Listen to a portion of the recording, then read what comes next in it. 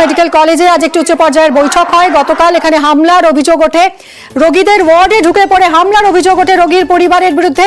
কি করে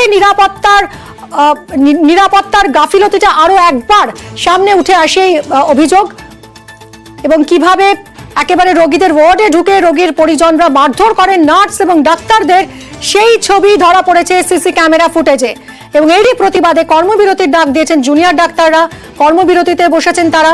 অধ্যক্ষ তিনি নিজে যোগ দিয়েছেন এই অবস্থান ধর্নায়। জুনিয়র ডাক্তারদের সঙ্গে প্রতিবাদে সামিল হয়েছেন সাগর দত্তের অধ্যক্ষ, এবং কর্মবিরতি চালিয়ে যাওয়ার সিদ্ধান্ত নিয়েছেন জুনিয়র ডাক্তাররা।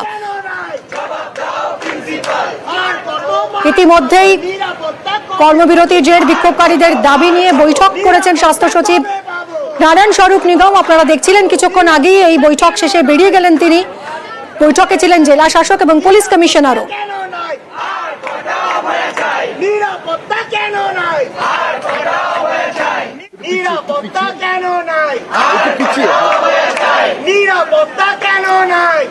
কিভাবে হামলাকারীরা রোগীদের ওয়ার্ডে ঢুকে পড়লেন তা নিয়ে প্রশ্ন উঠছে। হাসপাতালে নিরাপত্তা ব্যবস্থা নিয়ে প্রশ্ন উঠতে শুরু করে। দেখুন, অলরেডি আমরা 4 জনকে অ্যারেস্ট করেছি গতকালে। তাছাড়া আমরা সিসিটিভি ফুটেজ অলরেডি পেয়ে গেছি। সিসিটিভি ফুটেজে চিহ্নিত করে যারাই এর মধ্যে ছিল তাদেরকে অ্যারেস্ট করা হবে, আর যে শাস্তি, যেটা আইনমত শাস্তি আছে সেটা ওদেরকে দেওয়া হবে, সেটা আমি আপনাদের মাধ্যমে সবাইকে আশ্বস্ত করছি। দেখুন তাই জন্য আজকে এটা মিটিং হলো। মিটিংয়ের মধ্যে অনেকটা ইস্যু ডিসকাস হয়েছে। সিকিউরিটি, হসপিটাল সিকিউরিটি একটা কালেকটিভ রেসপন্সিবিলিটি আছে। তার মধ্যে private security, police and hospital administration, সেই জন্য কিছুটা ইস্যু ছিল এখানে। পার্টিকুলারলি এখানে এমার্জেন্সি পার্ট নিয়ে ইস্যু ছিল, অ্যাক্সেস কন্ট্রোলটা, কি অনেক সময় পেশেন্ট পার্টির সঙ্গে কতজন ঢুকবে আর না ঢুকবে সেটা নিয়ে আলোচনা হয়েছে। আমরা যে আলোচনায় যেটা বিন্দু আসছে ওটা ইমপ্লিমেন্ট করবো আশা করি। এটা সেটা চলছে, সেটা ডেফিনেটলি চলছে। ছাড়া মানে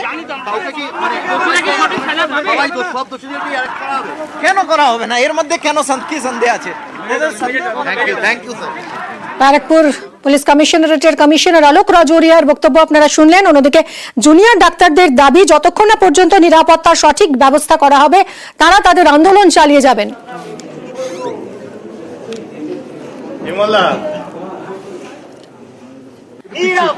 জুনিয়র ডাক্তারদের দাবি দেওয়া নিয়ে বৈঠক হয়। স্বাস্থ্য সচিব বৈঠকে ছিলেন, জেলা শাসক এবং পুলিশ কমিশনারও।